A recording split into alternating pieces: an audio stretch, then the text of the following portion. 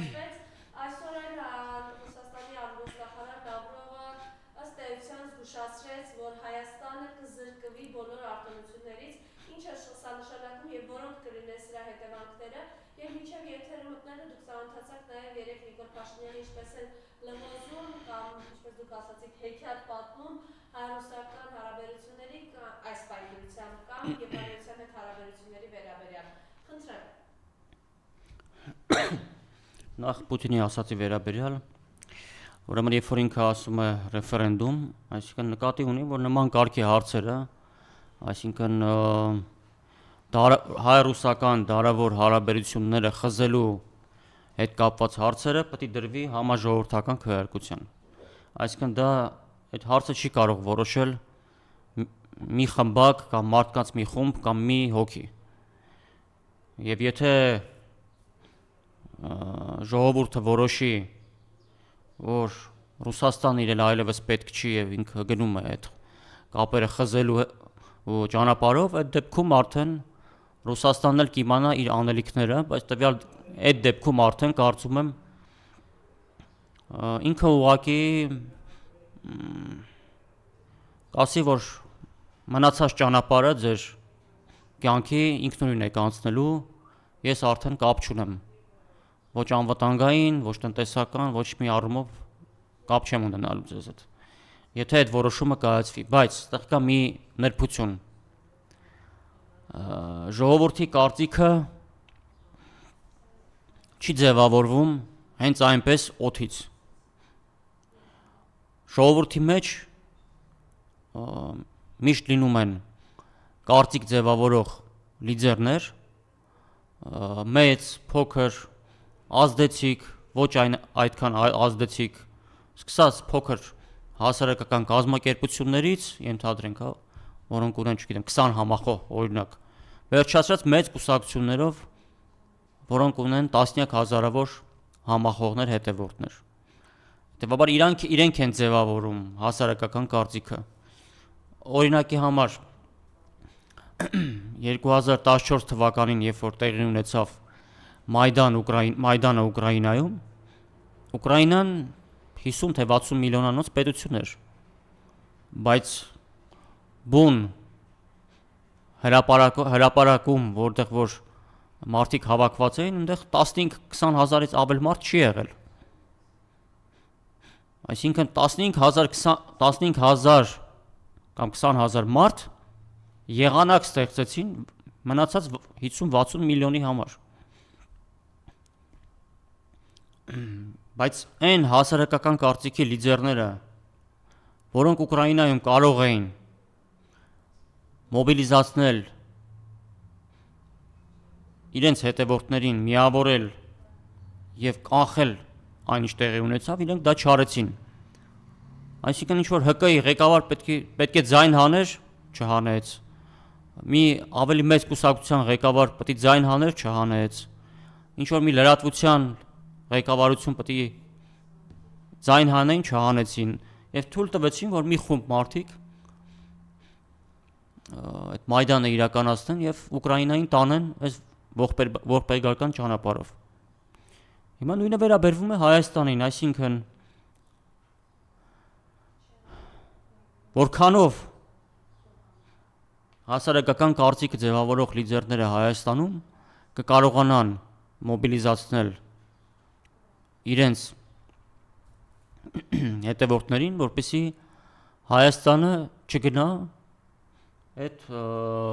կործանարար ճանապարհով։ Այսինքն եթե հարակվե է դրվում եւ այնտեղ կա այո եւ ոչ քարոզ, ապա ինչքանով ոչ քարոզը կգերակշռի։ Դե հետեւաբար Պուտինը ասում է ժողովրդին ակնարկելով նկատի ուներ հասարակական կարծիք ձևավորող լիդերներին, այսինքն հասարակական քաղաքական գործիչներ, կուսակցություններ եւ այլ, ովքեր որ կարող են դա ձևավորել, ընդ որում իրենք դա կարող են անել առանց ինչ որ մի կազմակերպության տանիքի տակ միավորվելու, որովհետեւ սա մաքուր քարոզչական գործ է լինելու։ եւ ամեն մեկը նույն թեզերը կարող է իր տեղում եւ իր կուսակցության կամ հասարակական կազմակերպության շրջանակներում նույն թեզերը կարող է քարոզել, այսինքն այստեղ միավորվել, իրար կողք կանգնել, առանձնապես դրա կարիքը չկա, միգուցե ասենք, չգիտեմ, Եվրամիության կամ ԱՄՆ դեսպանատների մոտ պետք լինի հավաքվել, բայց ըստ էության ինքը գաղափարական պայքար է, ինքը այսպես ասենք քաղաքական պայքար չի, այդքան ինչքան գաղափարական, այսինքն միավորվել մի տեղում կարիք չկա։ Դե դրա համար հիմա հասկանում եք հարցն է, որ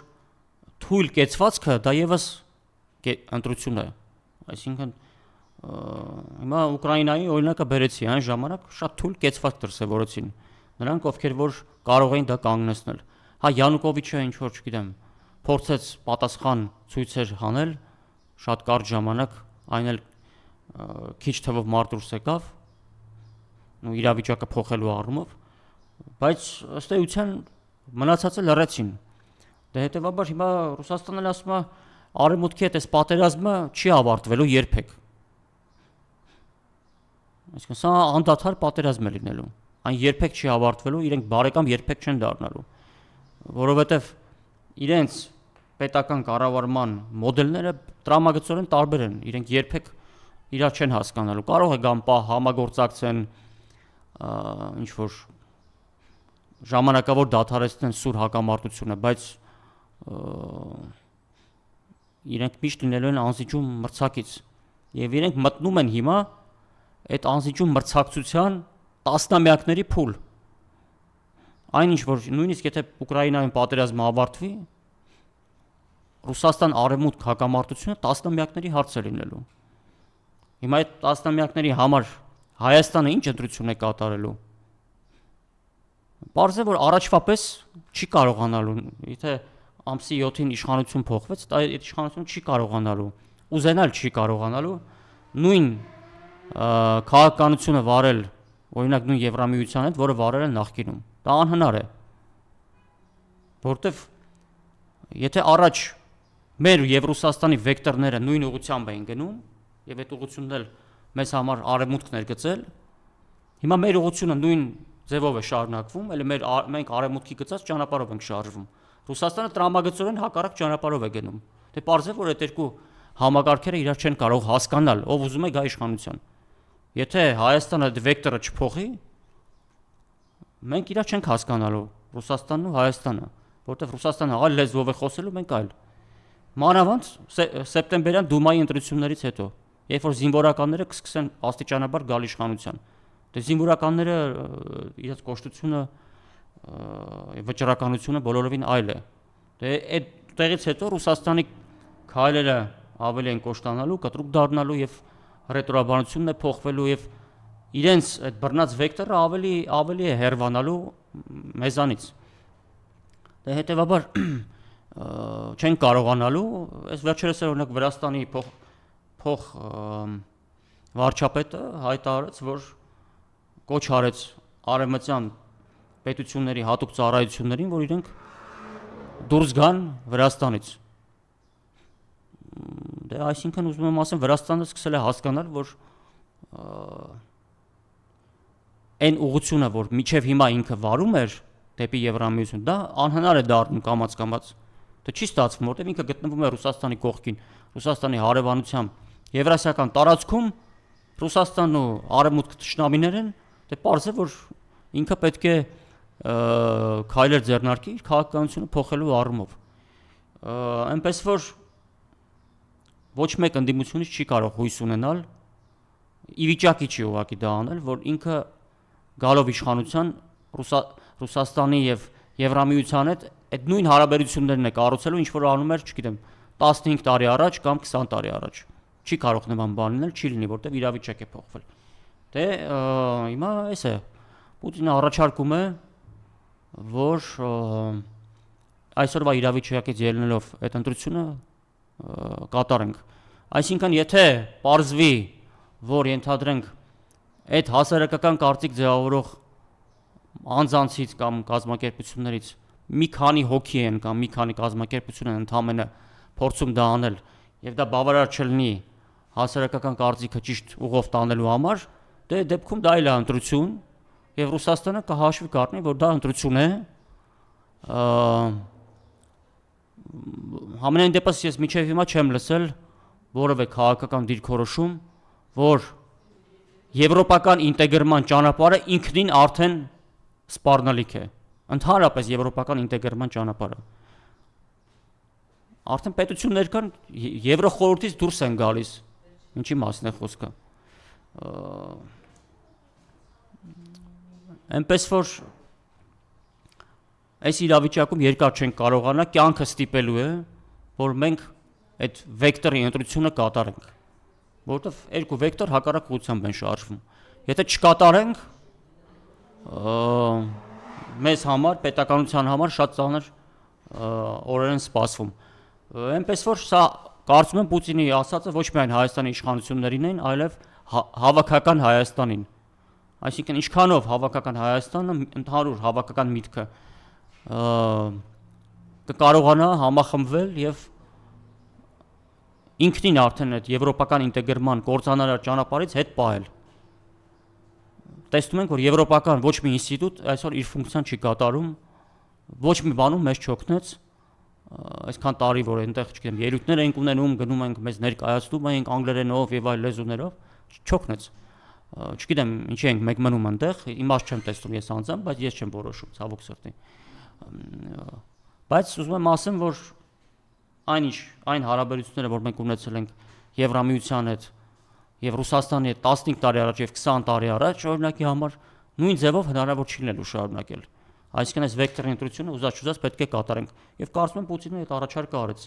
վեկտորի ընտրությունը կատարեք, ինչ կատարենք, դրա հետ էլ իրենք կհամաձայնեն, եթե որոշ այո, դե Լավրովի հայտարարությունը դրա, այսպես ասենք, ավելի դետալացված շարունակությունն է։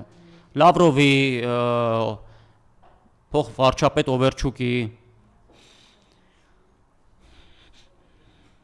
վերջը Ռուսաստանը ուզում է հասկանալ, եթե իր հետ ես, եթե իր հետ չես, իր տված արտոնություններից ինչի պետք է օգտվես։ Իհարկե Ռուսաստանը, այսպես ասենք, միջև վերջ բաց թողել իր համար կարևոր ռեգիոնները չի պատրաստվում, բայց իր հսկողության տակ թողի, որ մի քիչ մենք մեր ճանապարհով գնանք, որ համոզվենք, որ առանց իրա չեն կարողանում քայլ անել։ Դա չի ստացվում։ Հիմա մեզ ժամանակ է պետք, չգիտեմ, տասնյակ տարիներ, միգուցե մի 100 տարի, չգիտեմ։ Մեզ ժամանակ է պետք, որ սովորենք ինքնուրույն այս փոթորկոտ աշխարհում ինքնուրույն ապրել։ Հիմա չի ստացվում։ Հիմա փորձում ենք, չի ստացվում։ Հեքիաթներ են մեզ պատմում ստեղ, որ մենք իբր եվրոպական քաղաքակրթության մաս ենք։ 200 տարի մեզ հեքիաթ են պատմում, որ մենք եվրոպական քաղաքակրթության մաս ենք։ Եվ իբիջայլոց Հայաստանի իմ կարծիքով բոլոր փորձանքները Հայաստանի վրա եկել են նրանից, որ մենք լինելով լոկալ հայկական քաղաքակրթություն փոքր եւ ներդաշնակ ձևով ինտեգրված լինելով ռուսական քաղաքակրթության մեջ, փորձել ենք մեզ ինքներս խցկել այդ եվրոպական քաղաքակրթության մեջ, որի հետ մենք անհամատեղելի ենք եվրոպական քաղաքակրթության հետ, որոշ կապեր ունենք իրանց հետ, որոշ լավ բաներ իրենք ունեն, որոնք կարելի է վերցնել, բայց իրենց մաս չեն կարող լինել։ Եվրոպացիները ամբողջ իրենց կյանքը, իրենց պետության կյանքը կառուցել են ուրիշներին թալանելու եւ ինչ ասեմ, շահագործելու հաշվին։ Մենք ոնց կարող ենք իրենց մաս լինել։ Չենք գնալու այդ ուրիշ ազգերին նվաստացնելու, թալանելու, կոտորելու քաղաքականություն սպասարկենք եվրոպացիների։ Դե այդ էլ մնում պակաս, մի հատ էլ այլ ժողովուրդներին մեծ թշնամի բերենք մեր գլխին, օգնելով եվրոպացիներին իրենց գաղութատիրական քաղաքականության հարցում։ Ինչ որ ասենք ներդրում ունենալ, ենթադրենք օրինակ հետխորհրդային տարածքում զարգացման, անվտանգության, կայունության գործում դա կարող ենք անել, բայց Ռուսաստանի, այսպես ասենք, առանցքային դերի պայմաններում, բայց այդ դեպքում Ռուսաստանը պետք է լավ խորը բարեկամական հարաբերություններ ունենաս։ Այսինքն ուզում եմ ասեմ, որ հայկական քաղաքակրթությունը փոքր լոկալ ինքը ներդաշնակորեն ինտեգրվում է ռուսական քաղաքակրթության հետ։ Եվ այնպես է ինտեգրվում, որ իր ինքնությունն էլ չի կորցնում։ Եվրոպական քաղաքակրթությանը ինտեգրվելով մենք կորցնելու ենք անխուսափելիորեն մեր ինքնությունը, որովհետև այդպեսին են իրենք։ Ասում են իմ մեջ ինտեգրվելով դու քո ինքնությունը կորցնելու ես։ Այլ ձև իրենք համաձայն չեն, չի լինում իրենց մոտ այլ ձև։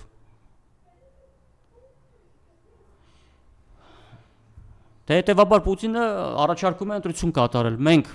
որպես հայկական քաղաքակրթություն փոքր գաղութատիրական եվրոպական այսպես կոչված քաղաքակրթության մաս ենք ուզում լինել եւ վերանալ գնալ, թե ամեն դեպքում ուզում ենք այսօր վերելք ապրող եւ իր վերելքը սկսած ռուսական քաղաքակրթության մաս լինել, որը բազմազգ է եւ բազմակրոն է, այսինքն այնտեղ ինքը էթնոսի վրա չի հիմնված ռուսական քաղաքակրթությունը։ Դրա համար այս ընտրությունը մեզ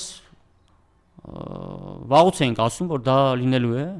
եւ հիմա բերում են այդ ընտրությանը եւ ստիպված ենք լինելու կատարել։ Եվ Լավրովը ասում է, որ հնարավոր է ասաց, որ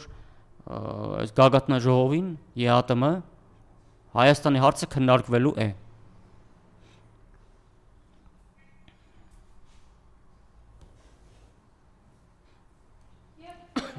Եթե այս թեմայով ավարտեցիք ձեր խոսքը, Միացյալ Նահանգներ, Իրան, Իսրայել իրավիճակը ինչպես կգնահատեք, Իրանը հստակ պահանջներ է առաջ քաշել, եւ գիտեք, որ Թրամփը մեկնել էր Չինաստան, խնդրեմ։ Դե Իրանի այս պատերազմում ԱՄՆ-ն բավականին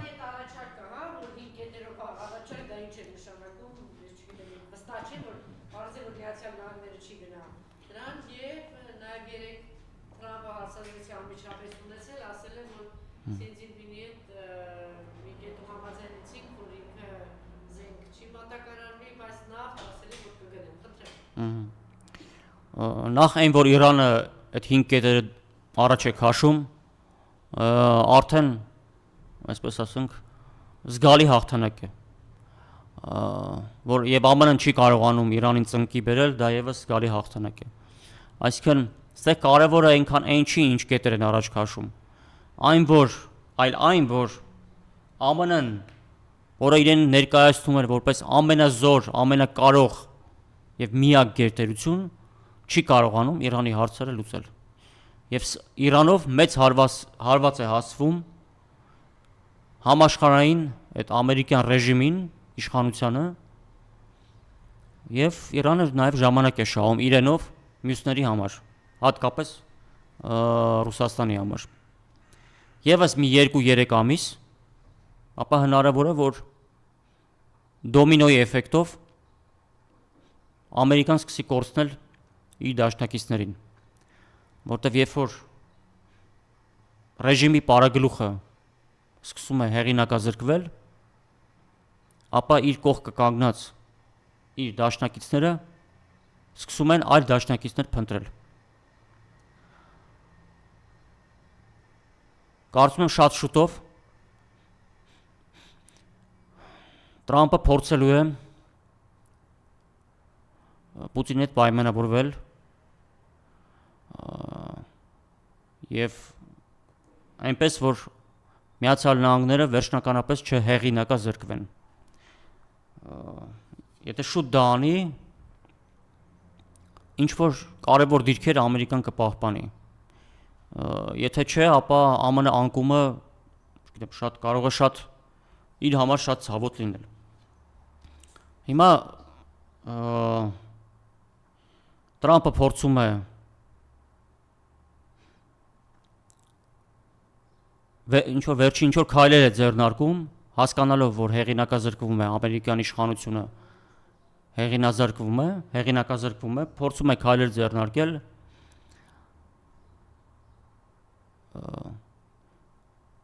այդ իրեն այդ իշխանությունից զրկելու կողմնակիցների ճամբարը մի փոքր, այսպես ասենք, թուլացնելու առումով։ ես կարծում եմ, որ ռուս-չինական պայմանավորվածություններում կա կետ, որով ապագա այդ բազմաբևեռ կոչվող աշխարհում Չինաստանին լուրջ դերակատարում է տրվելու։ Հիմա ինքը այդ դերակատարումը չունի, միայն այն պատճառով, որ օրինակ նույն Չինաստանի այդ միջազգային արժույթները ամենամեծն են եւ դրանք դոլարային են։ Այսինքն ինքը Չինաստանի տնտեսությունը կախված է Միացյալ Նահանգներից։ Եվ ամեն տարի Չինաստանի կենտրոնական բանկը միլիարդավոր դոլարներով ուղղակի հարստացնում է Միացյալ Նահանգներին։ Երբ որ այդ միլիարդավոր դոլարները ուղարկում է միջազգային պահոստներ։ Այդ են պահոստներն, որոնք խլվեցին Ռուսաստանից։ Դե նկատի ունեմ, որ Չինաստանը ուզում է ապագա աշխարհում ունենալ լուրջ դերակատարում։ Պարզ է, որ այսօրվա ամերիկյան ռեժիմի պայմաններում ինքը այդ դերակատարումը ունենալ չի կարող։ Իսկ այդ դերակատարումը ինքը կարող է ունենալ միայն պայմանավորվելով եւ օգնելով Ռուսաստանին գահանկեց անելու ամերիկյան համաշխարհային ռեժիմը։ Դրա համար էլ Թրամփը գնաց մի 2-3 օրից էլ Պուտինն է գնում Չինաստան։ Նաև Ռուսաստանի նախագահը հայտարարեց, որ ինքը այն, որ ուկրաինական պատերազմը մոտենում է ավարտին։ Այսինքն ինքը հաշվարկում է, որ ապագայում մոտ ԱՄՆ-ն այլ երկ չի ունենալու, քան առաջարկել Ռուսաստանի պայմաններով ուկրաինական պատերազմի ավարտի մասին։ Դրա համար հիմա Ռուսաստանի նախագահը առանց շտապելու, առանց process-ները արագացնելու, ինքը իրականում սպասում էր Տրամփի սխալին, Տրամփը սխալվեց։ Իրանի պարագայում Տրամփը սխալվեց։ Էյֆորիայի մեջ ընկավ այդ Վենեսուելայի փայլուն օպերացիայից հետո եւ Իրանի պարագայում սխալվեց։ Մի 2-3 ամիս էլ եւ վերջ։ Իրանի պարագայում արդեն այդ սխալը վերջնական իրեն զգացնել կտա։ Այնպես որ հետխորհրդային տարածքի ապագա, այսպես ասենք, նայողը Ռուսաստանն է լինելու, ԱՄՆ համաձայնությամբ, այդպես էլ իրենք համաձայնության գալու, հետեւաբար ով սա ճիշտ գնահատեց, ճիշտ հետևություն արեց եւ հետո ճիշտ քայլեր իրականացրեց Ռուսաստանի հետ հարաբերությունները շտկելու առումով նա կշահի։ Ով ոչ, Ռուսաստանը միգուցե թողի տենց իր վերահսկողության տակ մի քիչ ինքնուրույն ճանապարհ անցնի։ Տեսնենք կկարողանա թե ոչ։ Այնպես որ մտածելու շատ բան ունենք։ Եվ վերջին հարց Հայաստանում նախընտրական քարոզարշավ է։ Ընդդիմադիր ուժերը ըստ էության ողջ հանգամանքի են հասցրել այս իշխանությանը։ Տեսակ օրերս հարցակվեց Վիկտոր Փաշինյանը Գագիկ Ծառուկյանի վրա, որտեղ հետ կապված հայտարարություններ էր անում, ինչին ի պատասխան հետո նախ Վիկտոր Փաշինյանն ասաց ընտրեք Ծառուկյանին, ընտրեք այդ Լուկաշենկոյին, նախ այս մասով ձեր տեսակետը, ինչին ի պատասխան պարոն Ծառուկյանն էլ ասաց ընտրում եք Նիկոլին ու ԿՊ-ին, նշանակում է ընտրում եք Ալիևին, Էրդողանն էլ հետը։ Այնուհետև Սամվել Կարապետյանը խոսելով այս իշխանության սպառնալիքի մասին առայն, որ իրենք եթե չընտրվեն պատերազմը լինելու, շատ հստակ ասաց ռադդ քաշիր, եւ կտեսնես որ պատերազմ չի լինելու եւ նաեւ այդ 300,000 ադրբեջանցիների Հայաստան գալը տեղի չի ունենալու եւ երեք արդեն նախագահ Ռոբերտ Քոչարյանն էլ խոսելով Նիկոլ Փաշինյանի մեր ինքնության դեմ այս կռվի մասին ասաց որ ի վերջո այ համբալ ինչ ես ուզում դու մեր ինքնության դեմ դու ինչ ունես խնդրեմ ես ամեն հետ կապված ձեր տեսակետը Ես չգիտեմ ինչ վատ բան կա Լուկաշենկոյի մեջ տենց ատելի որ ասած Ծառուկյանն ընտրեք Լուկաշենկոյին են կընտրում նախ Լուկաշենկոյին չեն կընտրում բայց չգիտեմ ասենք ի համեմատ Ալիևի ինչ ինչու՞մն է ասենք Լուկաշենկոն Ռուսաստանի հետ լավ հարաբերություններ կառուցելու լավ օրինակ է այդ խորհրդային տարածքում։ Ինչն է այստեղ վատ։ Եթե այդ ընտրությունը վերաբերվում է նրան, որ Լուկաշենկոն կարողացել է բարձր մակարդակով հարաբերություններ կառուցել Ռուսաստանի հետ, ուրեմն ես այդ ընտրությանը կողմ եմ։ Հերիք չի կառուցել է մի հատ էլ միջուկային զենք ունի իր տարածքում։ Հələ մենք ժամանակին նման կարգի հարաբերություններ կառուցեինք մեր տարածքում միջուկային զենք ունենանք ռուսական, տեսնեմ թուրքերը ոնց էին ընդհանրապես մեր անունը կամ, չգիտեմ, Արցախ անունը հնչեցնելու առանց ոտերը դողալու։ Դա այնպես որ Լուկաշենկոն եթե հիշենք, այստեղ անձի հարցը չի, բայց Լուկաշենկոյի կողմից այդ ճիշտ պահին ճիշտ կողմնորոշվելու հանգամանքը եւ Ռուսաստանի հետ հարաբերություններ կառուցելու հանգամանքը, որ հաշվի առնենք, դա միայն դրական առումով կարող ենք իրեն օրինակ բերել։ Սամվել Կարապետյանի կողմից հնչեցված այդ որ պատերազմ կլինի, պատերազմ այո կլինի։ Հարցը այն է, բայց մենք այդ պատերազմում մենք ենք լինելու այդ պատերազմի մաս Ռուսաստանի դեմ։ Մեզ, քանի որ Եվրոպային նախապատրաստում են պատերազմի Ռուսաստանի դեմ, եթե բանը հասավ նրան եւ Հայաստանն էլ գնաց այն ուղղությամբ, որ հիմա է գնում, ապա գալու է մի պահ, երբ որ հայկական զինված ուժերը ՆԱՏՕ-ի հրամանատարների հրամանատարությամբ մասնակցելու են ռուսական բանակի դեմ տարբեր ճակատներում ռազմական գործողություններին։ Այսինքն մեզ մտցնելու են պատերազմի մեջ ռուսական բանակի դեմ։ Դրա համար էլ Վրաստանի, Ադրբեջանի եւ Հայաստանի բանակները փոխվում են ՆԱՏՕ-ի ստանդարտների։ Հենց այդ պատճառով, որ վաղը մյուս օրը ստեղծվի միացյալ զորախումբ ՆԱՏՕ-ի գլխավորությամբ, որը հարվածային բռունցք կլինի Ռուսաստանի դեմ հարավայրպողությամբ։ Եվրամիության գագաթնաժողովը, որ տեղի ունեցավ Երևանում, դա արդեն վկայում է այն մասին, որ Հայաստանը արդեն մտել է Ռուսաստանի դեմ այդ հիբրիդային պատերազմի մեջ։ Արդեն մտցրել են մեզ դրա մեջ։ Եկել էին հավաստիանալու, որ Փաշինյանը չի շեղվել այդ ճանապարհից։ Վերջի, այսպես ասած, կնիքն էլ դրեցին Զելենսկով այդ պարտավորությունների տակ։ Այնպես որ պատերազմ այո լինելու է, նախ այն, որ այսօր Ադրբեջանի եւ Թուրքիայի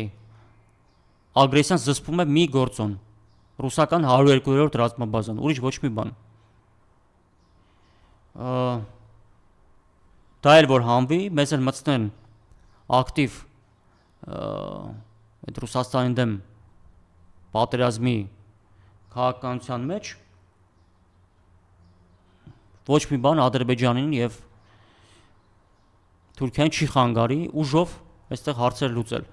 Նախ առաջինը, որ Թուրքիան կպահանջի հայ-թուրքական նոր սահմանի ձևավորում,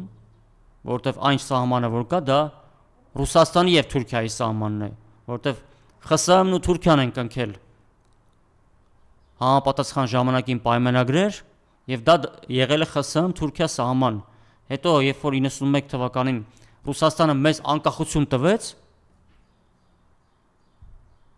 ասաց այս սահմանը, որ ես Թուրքիայի հետ ունեմ, կլինի ձեր սահմանը, տալիս եմ ձեզ, օգտվեք։ Բայց Հայաստանը չունի Թուրքիայի հետ սահմանազատման, սահմանագծման կամ նման սահմանի հետ կապված պայմանագրեր չունի։ Հետևաբար, եթե ռուսները ստեղ չլինեն, Թուրքիան ասել պահանջելու է, որ նոր սահման պետք է գծվի Հայաստանի հետ եւ թելադրողի դիրքում ինքն է լինելու, ինքը կասի, թե որ իրավական, պատմական իրավական պայմանագրի հիման վրա։ Օրինակ Ալեքսանդրապոլի պայմանագրի ենթադրենք, որը մեզ տալիս է 10000 քառակուսի կիլոմետր։ Նաև այս վերջերս որոշ արտահայտություններ եմ լսել հապկի վերաբերյալ, գիտեք, ես կարծում եմ, որ նույնիսկ ընդդիմադիր լինելով պետք չի ընկնել ընդհանուր տրենդի մեջ եւ պարտադիր, որ ասում է, իսկ դու այսօր ոնց որ ասում է քննադատել ես հապկին, եթե այդպես լոզունգ մի հատ վերցնենք, Չգիտեմ ինչի է տրենդ է մտել, որ անպայման մեկը պետք է հապկին քննադատի։ Դե այդ քննադատությունները խիստ սուբյեկտիվ են եւ ընդհանուր ելնում են ընդհանուր տրամադրությունից։ Այսինքն այնքան է այդ հապկի մասին վատ բաներ ասել, չնայած 30 տարի հապկի միջոցով ենք ըստ էության Արցախը պահել, որովհետև հապկի շրջանակներում ենք ստացել զենք զինամթերք,